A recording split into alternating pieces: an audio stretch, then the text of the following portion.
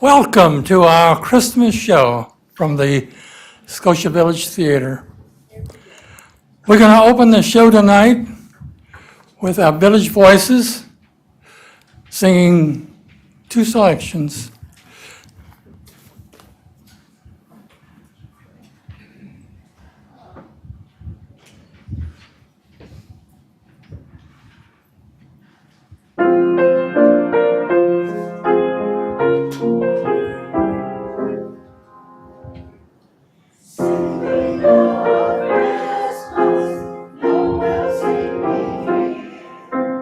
Listen to our praises, to the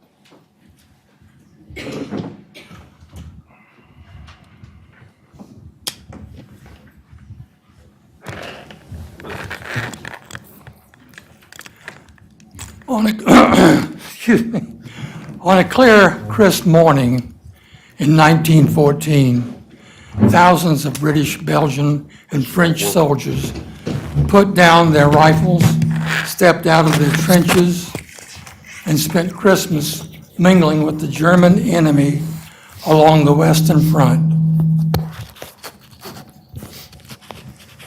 In the 109 years since, the event has been seen as a kind of a miracle, a rare moment of peace, just a few months into a war that would eventually claim over 5 million lives. Since over a century ago, the truce has been remembered as a testament to the power of hope and humanity in a truly dark hour of history. Our readers, Richard King, Owen McNulty, Doug Henderson, and Bob Bedingfield, will fill you in some of the details.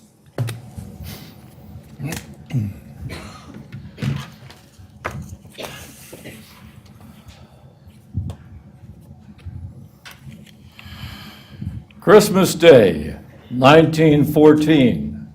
Dear Mother, My darling Nancy, my good friend Charles, My dear sister, Carol. it is 2 a.m, and most of our men are asleep in their dugouts. yet I could not sleep myself before writing to you of the wonderful events of Christmas Eve. in truth, what happened seemed almost like a fairy tale, and if I hadn't been through it myself, I would scarce believe it. Just imagine, while you and the family sang carols before the fire there in London, I did the same with enemy soldiers here on the battlefields of France. As I wrote before, there has been little serious fighting of late. The first battles of the war left so many dead that both sides have held back until replacements could come from home. So we have mostly stayed in our trenches and waited. But what a terrible waiting it's been. Knowing that at any moment an artillery shell may land and explode beside us in the trench, maiming or killing several men. And in daylight not daring to lift our heads above the ground for fear of a sniper's bullet. And the rain, it has fallen almost daily. Of course, it collects right in our trenches where we must out with pots and pans, and with the rain has come mud, a good foot or more deep. It splatters and cakes everything and constantly sucks at our boots. One new recruit got his feet stuck in it, and then his hands too when he tried to get out. Just like in that American story of the tar baby. Through all this, we couldn't help feeling curious about the German soldiers across the way. After all, they faced the same dangers we did and slogged about in the same muck. And once more, their first trench was only 50 yards beyond ours. Between us and them lay no man's land, bordered on either side by barbed wire. And yet they were close enough that we sometimes heard their voices. Of course, we hated them whenever they killed our friends, but other times we joked about them and almost felt we had something in common. And now it seems they felt the same. Just yesterday morning, Christmas Eve day, we had our first good freeze. Cold as we were, we welcomed it because at least the mud froze solid. Everything was tinged white with frost, and while a bright sun shone over all, it became perfect Christmas weather. During the day, there was little shelling or rifle fire from either side. And as darkness fell on our Christmas Eve, the shooting stopped entirely. Our first complete silence in months. We hoped it might promise a peaceful holiday, but we didn't count on it. We've been told the Germans might attack and try to catch us off guard. I went to the dugout to rest, and lying on my cot, I must have drifted asleep. All at once, my friend was shaking me awake, saying, "Come and see. See what the Germans are doing." I grabbed my rifle, stumbled out into the trench, and stuck my head cautiously above the sandbags. I never hoped to see a stranger and more lovely sight. Clusters of tiny lights all shining along the German line, left and right as far as the eye could see. "What is it?" I asked in bewilderment. And someone answered, "Christmas trees." And so it was. The Germans had placed Christmas trees in front of their trenches, lit by candle or lantern like beacons of goodwill. And then we heard their voices raised in song. Stille Nacht, heilige Nacht. This carol may not be familiar to us in Britain, but one soldier knew it and translated it Silent Night, Holy Night. I've never heard one lovelier or more meaningful in that quiet, clear night. It's dark, softened by the first quarter moon. When the song finished, the men in our trenches applauded. Yes, British soldiers applauding Germans. Then one of our own men started singing, and we all joined in. The first Noel, the angels did say. In truth, we sounded not nearly as good as the Germans with their fine harmonies. But they responded with enthusiastic applause of their own, and then began another. O Tannenbaum, O Tannenbaum. And then we replied, "Oh, come all you faithful." But this time they joined in singing the words in Latin. Adeste fidelis. British and German harmonizing across no man's land. I would have thought nothing could be more amazing. But what came next was more so. English, come over, we heard one of them shout. You no shoot, we no shoot. And there in the trenches we looked at one another in bewilderment. And then one of us shouted jokingly, "You come over here." To our astonishment, we saw two figures rise from the trench, climb over their barbed wire, and advance unprotected across no man's land.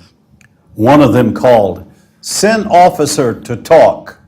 I saw one of our men lift his rifle to the ready, and no doubt others did the same, but our captain called out, "Hold your fire!" Then he climbed out and went to meet the Germans halfway. We heard them talking. And a few minutes later, the captain came back with a German cigar in his mouth. "We've agreed there'll be no shooting before midnight tomorrow," he announced.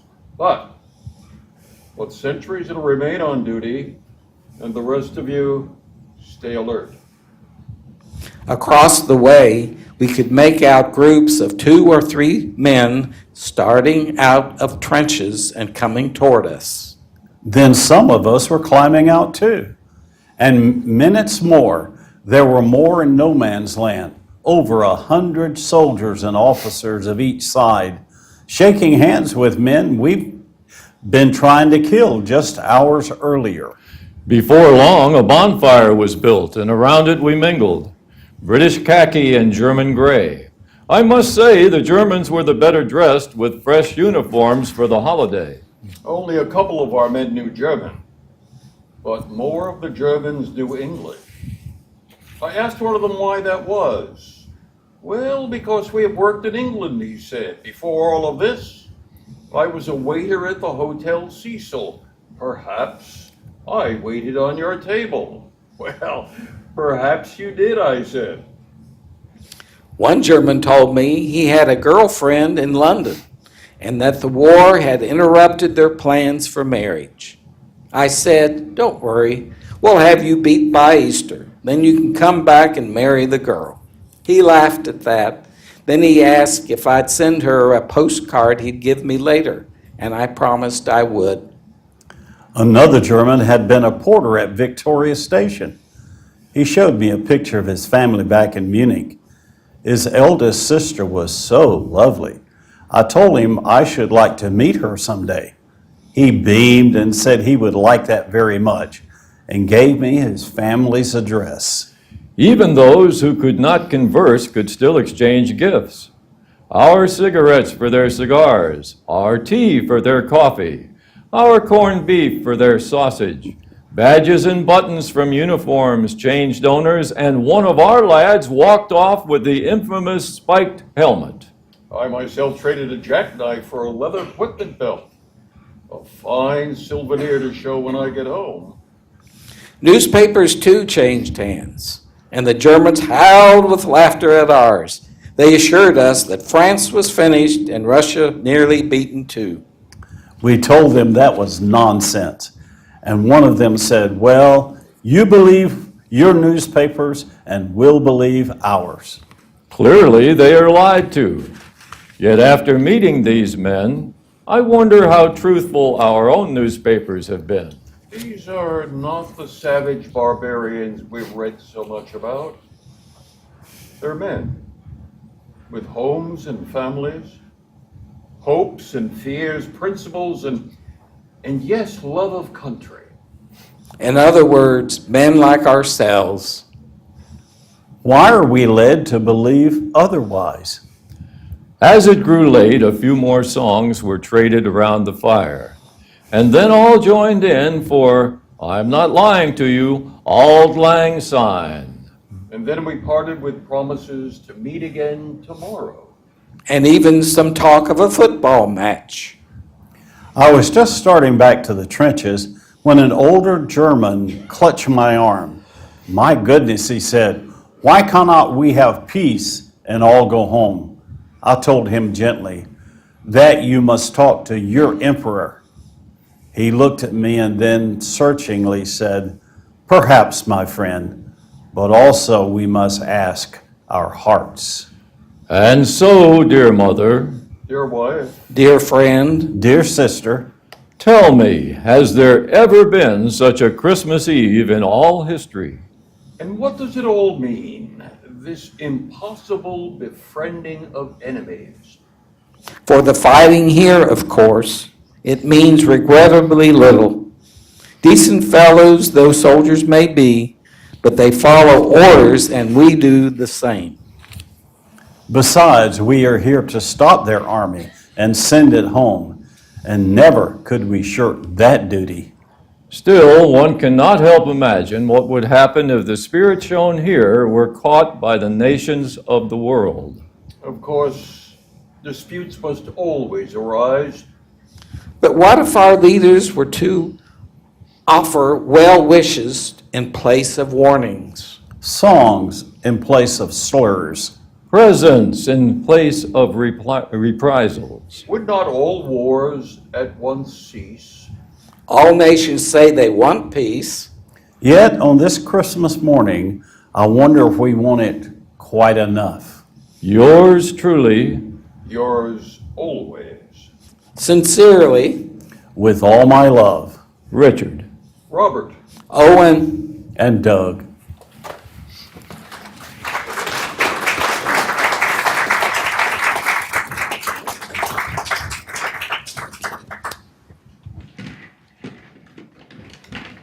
Well done.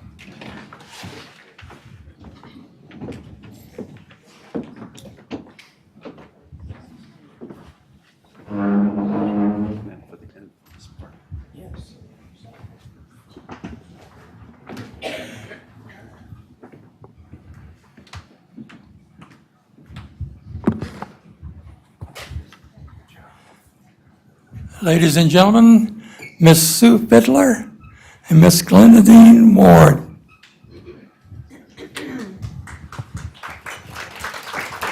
Thank you.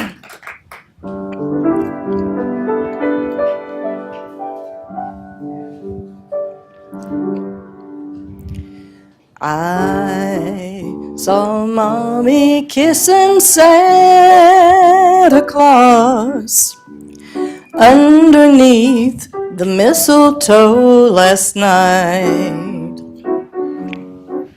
She didn't see me creep down the stairs to take a peek. She thought that I was tucked up in my bedroom, fast asleep. But I saw Mommy tickle Santa Claus underneath his beard so snowy white. Oh, what a laugh it would have been if Daddy had only seen Mommy kissing Santa Claus last night. Sing with me. I saw Mommy kissing Santa Claus underneath the mistletoe last night. She didn't see me creep down the stairs to take a peek. She thought that I was tucked up in my bedroom, fast asleep. But I saw Mommy tickle Santa Claus underneath his beard so snowy white. Oh, what a laugh it would have been if Daddy had only seen Mommy kissing Santa Claus last night. Y'all did great. Thank you. I'm going to slow it down to a little bit of a Christmas standard that was made popular by a lot of different people. Nat King Cole is one of them. It's one of my favorite songs.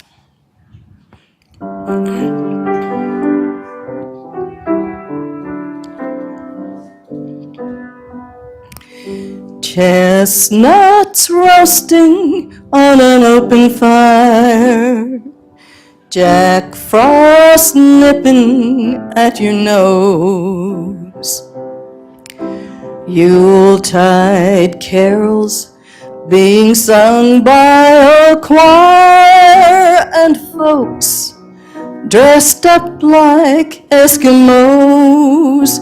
Everybody knows a turkey and some mistletoe help to make the season bright. Tiny tots with their eyes all aglow may find it hard to sleep tonight. They know that Santa's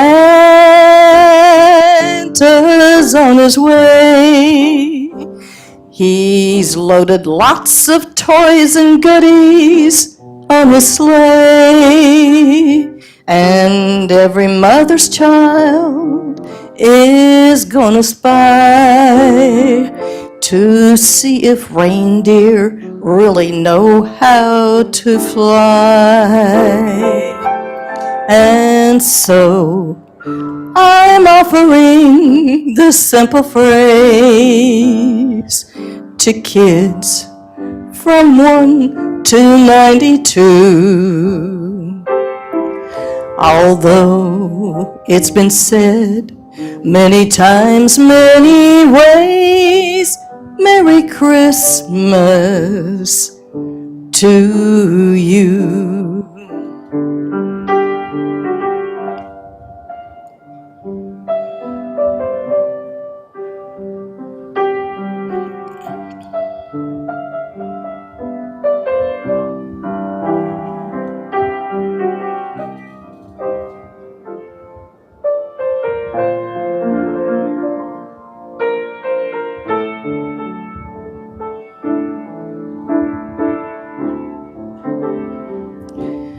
And so I'm offering this simple phrase to kids from 1 to 92. Although it's been said many times, many ways, Merry Christmas to you.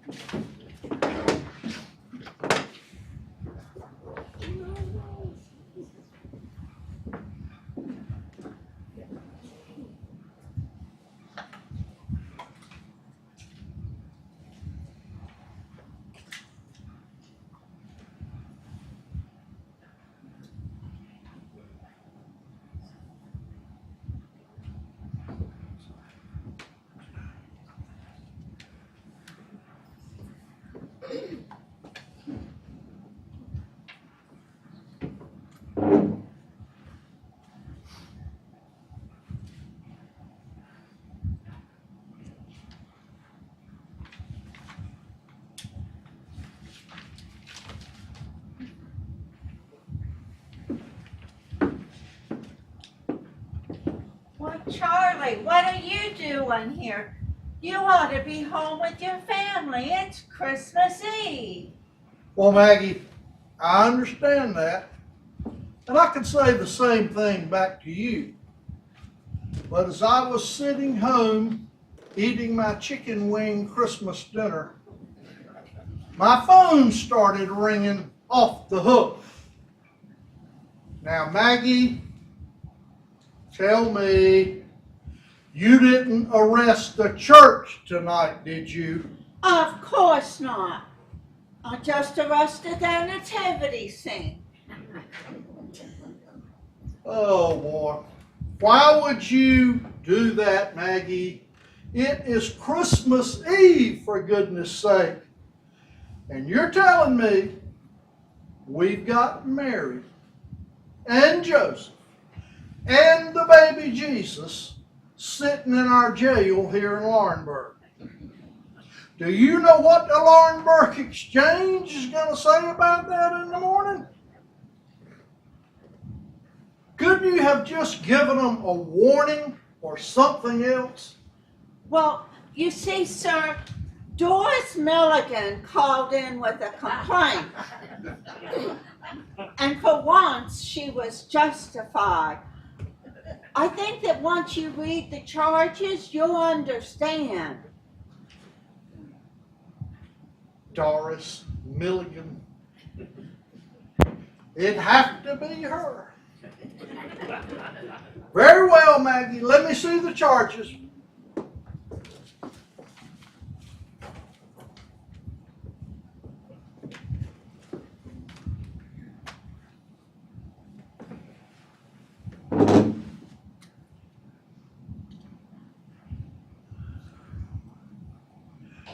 Maggie, are you sure you're not exaggerating this?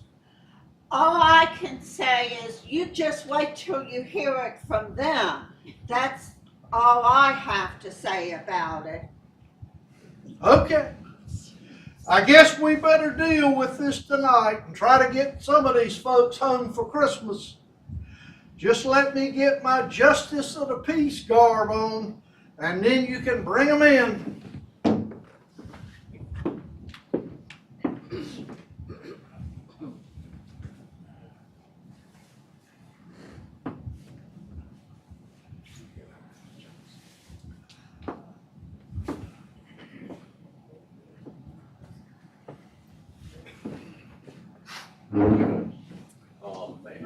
What are you guys talking about? We didn't do nothing. Most It wasn't ridiculous thing I've ever seen in my life. We didn't have anything to do with it. Oh, no, that's, no. Never. This is the most absurd thing I've ever seen in my life. Let's have some order in here.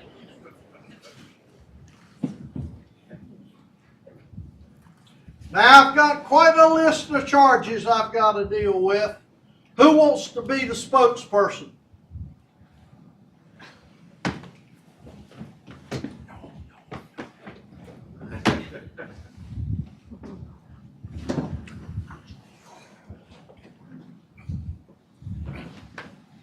Well, I reckon I've been nominated. All right, Deputy Perkins, let's open court, please. All rise! All rise! Whoa, yes! Whoa, yes! Whoa, yes! This honorable court for the state of North Carolina, the county of Scotland, and the village of Scotia is now open and sitting for the dispatch of business. God save the God save the state, this court, and this gathering of fools here to observe this play tonight. You may be seated.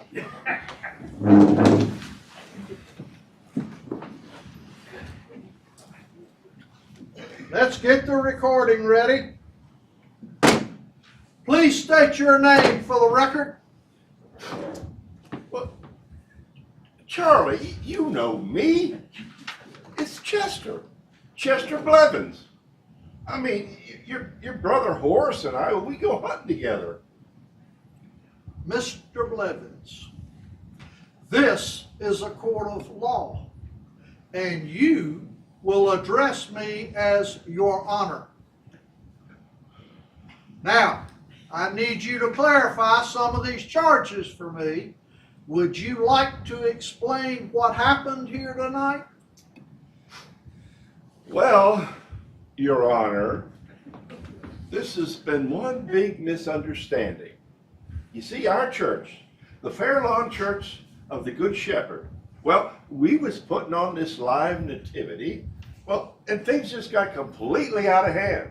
Now, mind you, nobody was seriously hurt, and we'll be willing to pay for any damages that might have occurred. We were just trying to put out the Christmas message, you know, peace on earth and goodwill toward men. And I know that you'll keep that message in mind when you hear what happened. I'll be the judge of that, Mr. Blevins. All right, let's address the arson charge first. Harvey Detwilder. State your name for the record, please, sir. Harvey Detwilder, Your Honor, and this is a bogus charge. Your Honor, he caught the church cemetery on fire. That wasn't my fault. You see, Your Honor, I play the role of the shepherd, watching his flock by night. Well, sir, I had the sheep all bedded down, and all was calm the way it's supposed to be. Well, it was getting mighty chilly, and I thought I'd build a small campfire. You know, like they would have done way back then. So, I built myself a small little campfire, and it was completely contained until that mule of Clyde's went off like he did. A mule? The animal cruelty charge, Your Honor. Oh, yes, sir. That critter come a-charging out of nowhere and dragging that bushel basket behind him. He scattered that fire and the sheep all over the place. But there wasn't that much damage. After all, it was just a cemetery. Just burned up a bunch of old, burned out wreaths, that's all. Is that correct, Deputy Perkins? I don't have the report from the fire department yet, but it doesn't seem to have gone beyond the cemetery.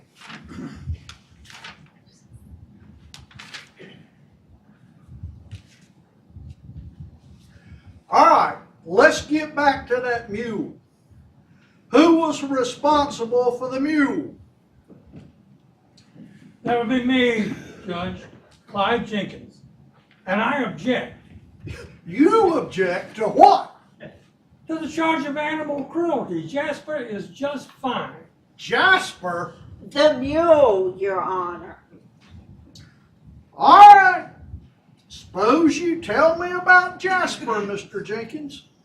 Well, since John Ward loaned us a cow for our manger stable and some sheep for our shepherd's pasture, me and Philip Musselwhite decided we would make ourselves a camel for the wise men. Philip Musselwhite? He's one of the other kings, Your Honor. And why isn't he here, Deputy? He's in the emergency room, Your Honor. I had another deputy take him to the hospital for treatment. Charges against him are still pending. Exactly what happened to him? He was standing behind Jasper when he went off. That's not a smart move, you know. You never stand behind a mule that's getting a bushel basket strapped to his back. And the other king? Clint Willis, Your Honor. I have an APB out for him for evading authorities and resisting arrest. Oh, Clint hadn't been evading or resisting nothing. He just ran off because he was trying to find old Jasper. Oh, God. All right, let's go back to the mule. How in the world were you trying to turn a mule into a camel? Well, Your Honor, we figured if we could put a bushel basket, tie it to his back, and then put a blanket over it, then in the dark, mind you, he could just pass for a camel. And the mule stood still for that? Well, I sort of gave him a little something to make him more manageable before I tried it. Which was? Some of my wife's mulberry wine. You did what? You got the mule drunk, Clyde? No, not drunk, just a little mellow. Heck, it works for Eunice. Oh. Just, I'll tell you that my mulberry wine is used for medicinal purposes only. Well, you sure must be a sickly person then, Eunice. You better watch what you're doing there and mind your own business, Minerva. And as for you, Clyde Jenkins, you should know that it takes me a full year to make that mulberry wine. Not to mention the heaps of your underwear that I have to use. Underwear? Yeah, Fruit of the Looms makes the best fabric for straining out all the dregs of the wine. Wait, just a minute. You mean you strained that wine of yours through Clyde's underwear? Oh! Oh, don't get excited, Harvey. I buy new underwear every year. And Clyde doesn't get to wear them until after mulberry season. And that's more than a little embarrassing, let me tell you. Oh, they're still perfectly all right. Besides, nobody even sees your underwear. You hang them on the line, woman. What are people supposed to think? Me? I thought you had a medical problem. I was going to put it on my prayer list. All right. Let's get back to the mule. What happened to set him off, as you say? Here's what happened, Your Honor. She came charging out of that manger, screaming like a banshee. He put my grandmother's handmade quilt and used it on that nasty old animal. Eunice, I'm supposed to be a king. A king wouldn't sit down on just any old blanket. Well, you're going to be lucky if you have any old blanket tonight while you're sleeping on the couch. All right, Deputy Perkins, I want you to confiscate this quilt from this woman right here.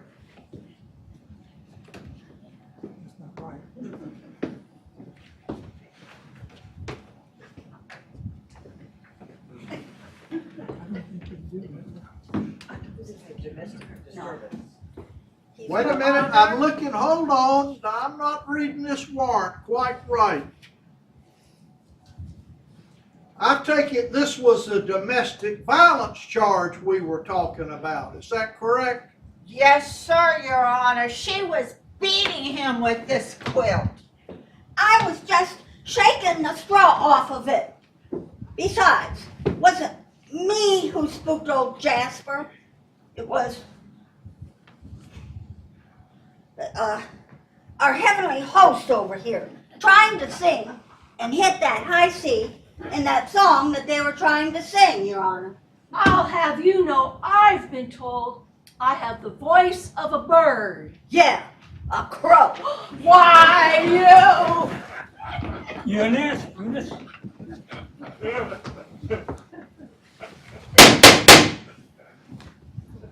All right.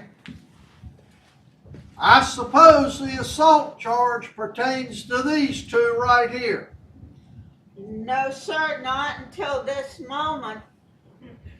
The original assault charge was between Mr. Blevins and the Culpepper sisters. He tackled us, Your Honor. I didn't mean no harm. Judge, it was an accident. All right, Mr. Blevins, what happened? Well, you see, Eunice, being Mary and all, well, she had a hold of baby Jesus. Well, when she saw Clyde with her granny's blanket on old Jasper, she done threw that baby up in the air and took off. Well, I didn't think that was no way to treat baby Jesus, so I just made a dive and I caught him before he hit the ground. Did you see that catch he made? Puts me in mind of his old football days. So what if he jarred the hay bales a little? Jarred? He nearly knocked those hay bales clear out from under us. Old Bessie broke your fall though, didn't she? Yes, but she nearly trampled us in the process. Look, she broke one of my wings. Bessie? The cow, Your Honor. I just couldn't let baby Jesus hit the ground, could I? Mr. Blevins, it wasn't a real child. Oh, no, nobody would trust us with a real child. It was just a doll, but it was the principle of the thing. It stood for Jesus. You know, Eunice, you really shouldn't be flinging baby Jesus around like that. Just ain't respectful. I'll show you some respect, Harvey Simmer down. Detweiler. Simmer down, Eunice. We're in enough trouble already.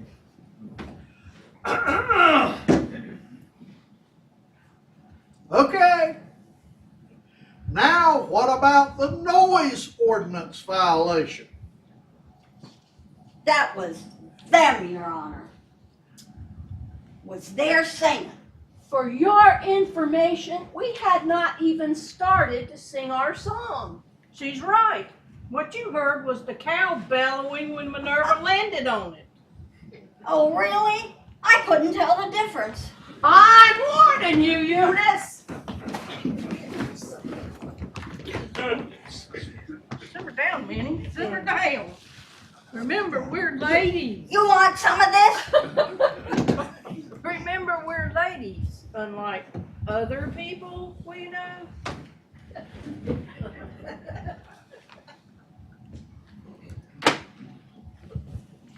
All right, ladies. One last warning.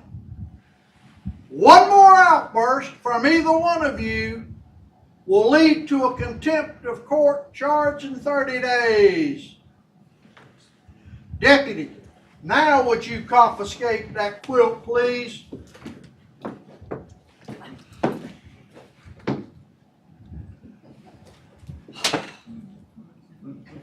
And the charge of destruction of private property, is that related to the fire in the cemetery? No, sir. That's a result of the animals destroying Doris Milligan's flower garden. Whose? Oh, no. Not Doris Milligan. She's been threatening to sue the church for years now. She can't sue the church, can she, Judge? I mean, after all, we're Christ's representatives on the earth. Really? How well did y'all represent Christ this evening? Why, what do you mean? Well, like you said before, Christmas is a time of peace and goodwill. Is that correct? Yes, sir. And Jesus is a man of love and forgiveness. Is that also correct? Well, of course he is, Judge. That's what we've been trying to teach the people with our nativity tonight. Well, looking at this crowd, I haven't really noticed any love, any peace, or any forgiveness. Am I wrong?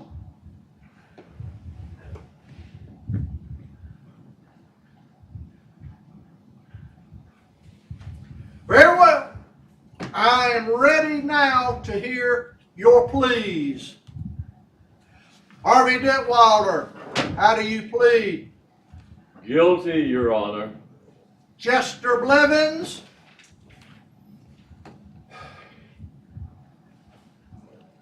Guilty, Your Honor.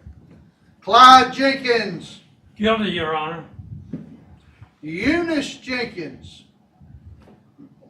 Eunice Jenkins? Guilty, Your Honor.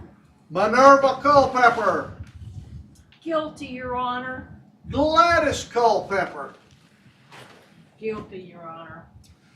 All right, very well. Now, before I render my decision, I'd like to explain that the court, in a case of this nature, has the prerogative to consider intent when deciding the punishment.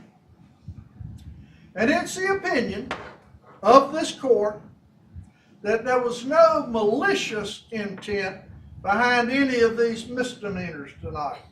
Well, that's right, Your Honor. Well, we were just trying to teach folks about Jesus.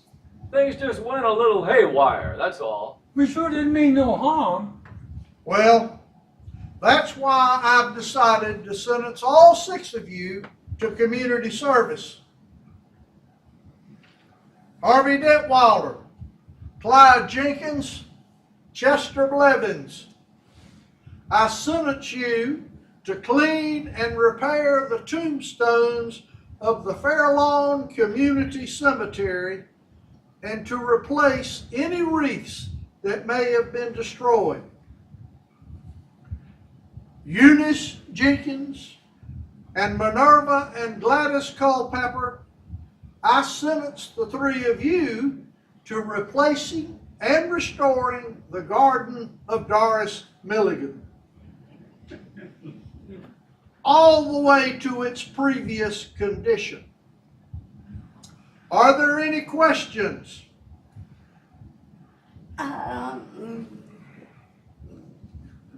Court's adjourned. You're all free to go.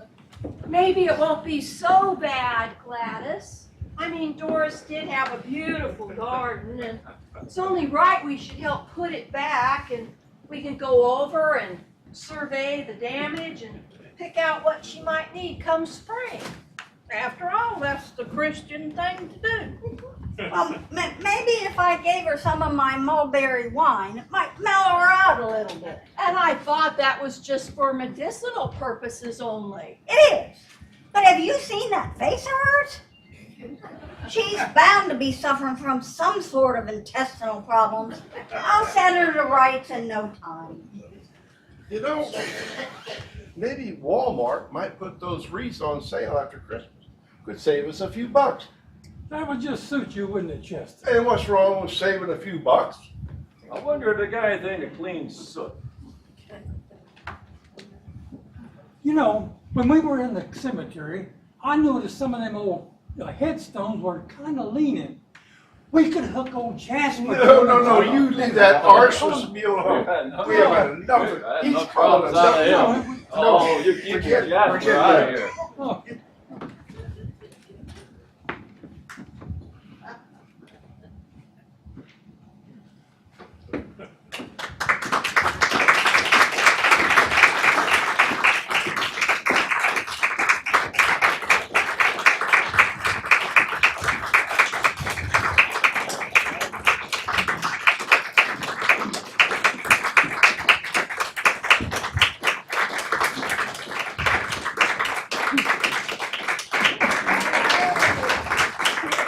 And because of the order of events in the play, she can't be here right this second, but how about a hand for our pianist, Miss Sue Fiddler?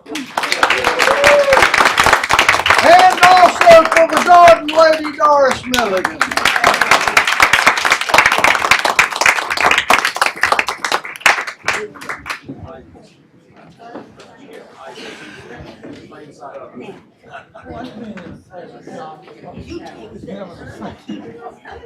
Yes, and it even says.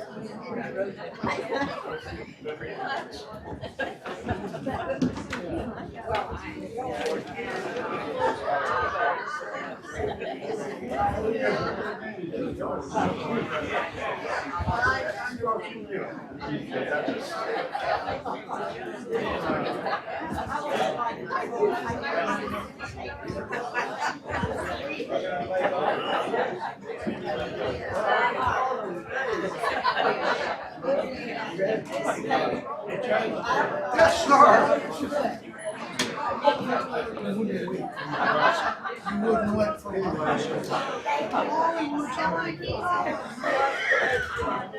I've already got a